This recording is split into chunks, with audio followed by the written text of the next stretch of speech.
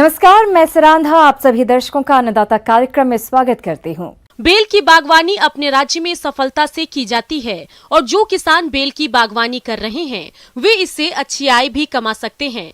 तो आइए बेल की सफल बागवानी पर तकनीकी जानकारी लेते हैं डॉक्टर LP यादव से।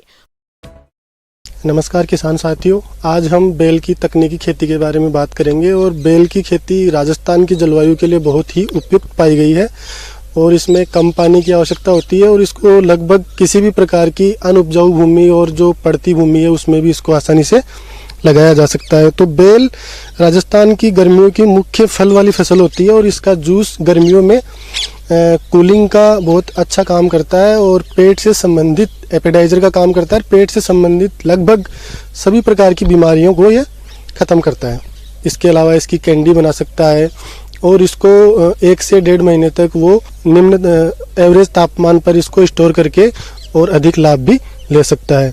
तो बेल को लगाने के लिए सबसे पहले हम भूमि का चुनाव करते हैं। सबसे उपयुक्त भूमि बलुई दोमट पाई जाती है इसके लिए।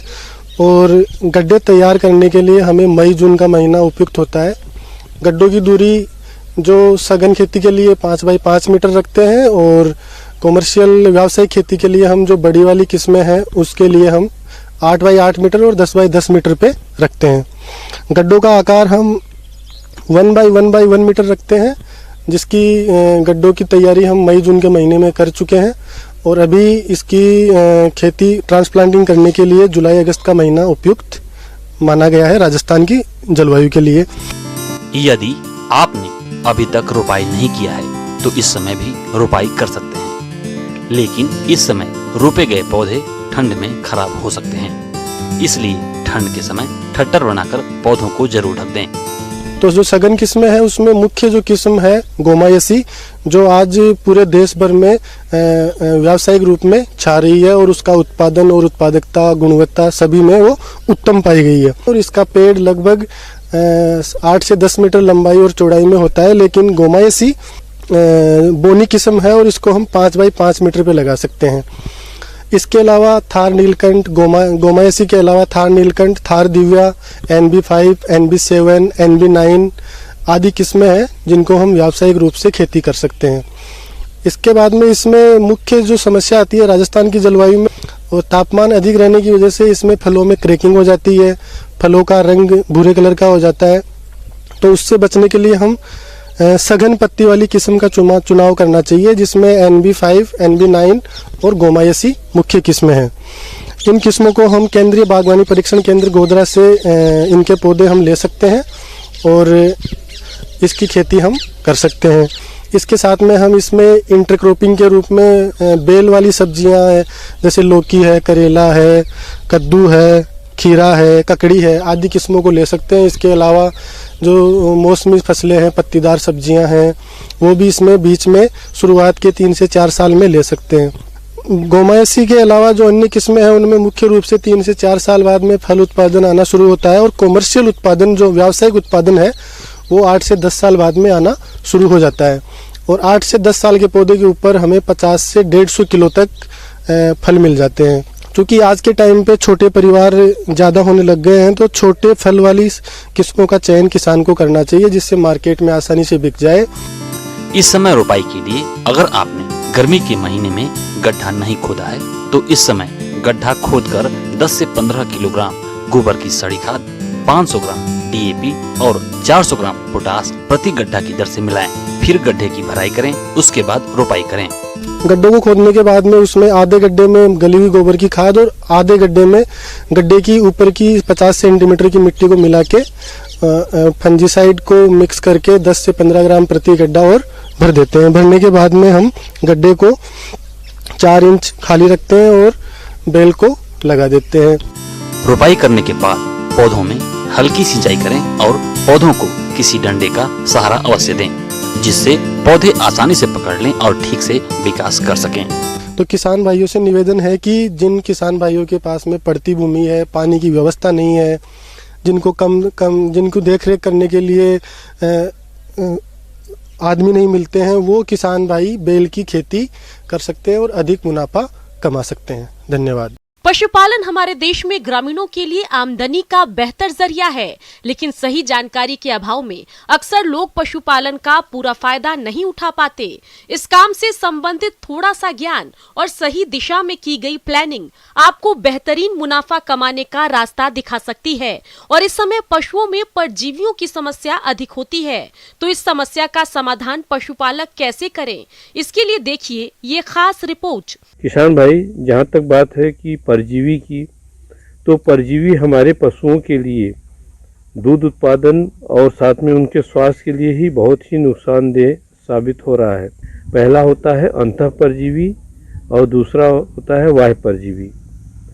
तो हमारा जो बाह्य परजीवी है, जिसमें हमारे जू, किलनी, मक्खी, मच्छर, पिस्सू इत्यादि ये हमारे बाह्य परजीवी हैं, जो हमारे पशुओं को काफ़ी प्रभावित करती हैं उनके रोग बीमारियां फैलाने में, साथ ही दूध उत्पादन में।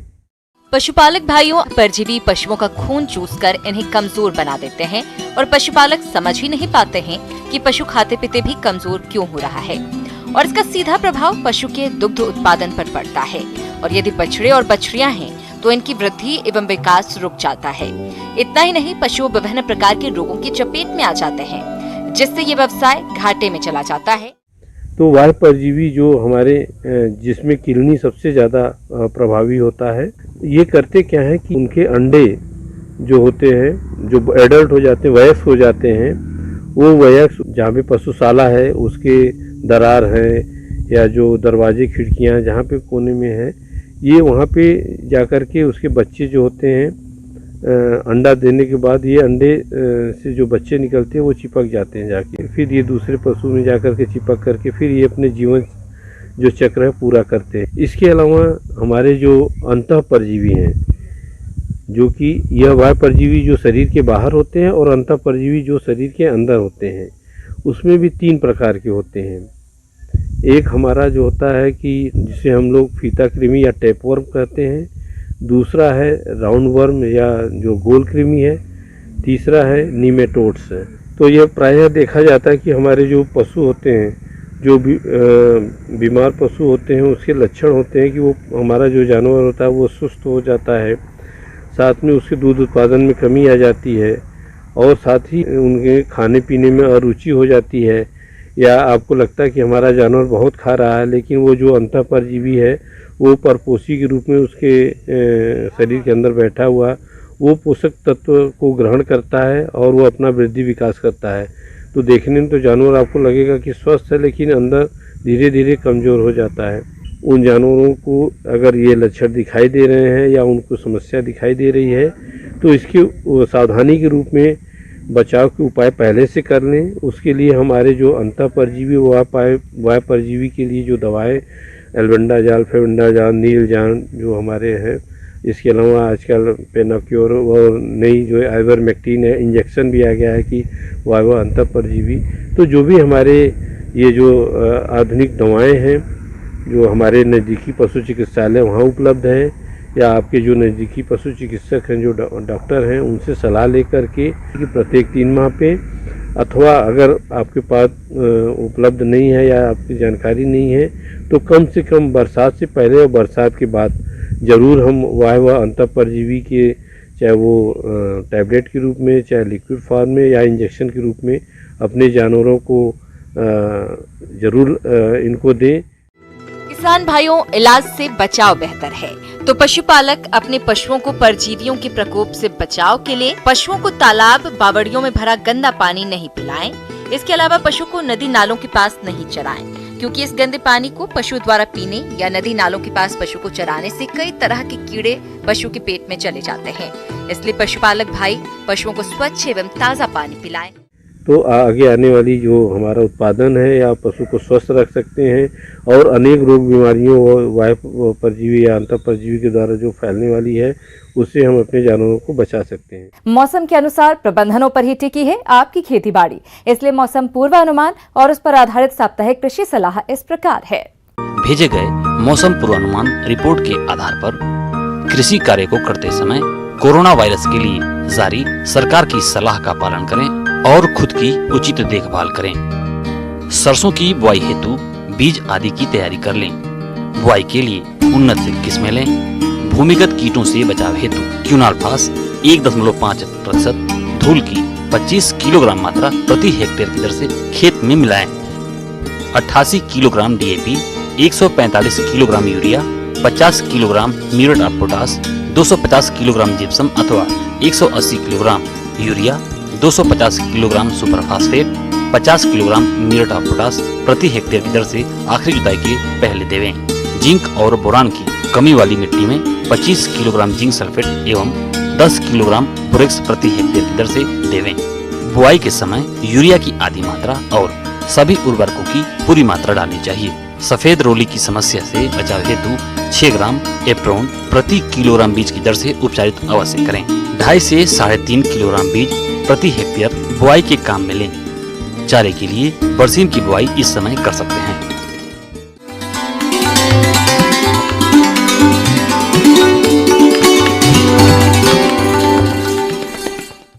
अन्नदाता हेल्पलाइन निःशुल्क फोन संपर्क सेवा के माध्यम से आपके द्वारा पूछे गए प्रश्नों में से 1 या 2 महत्वपूर्ण प्रश्न को हम अपने कार्यक्रम में शामिल करते हैं। इसी के तहत आज का चयनित प्रश्न और उसका जवाब इस प्रकार है। निःशुल्क अन्नदाता हेल्पलाइन में आज हमने जिस प्रश्न को शामिल किया है उसे पूछा है जिला सवाई माधोपुर के रतन लाल ने।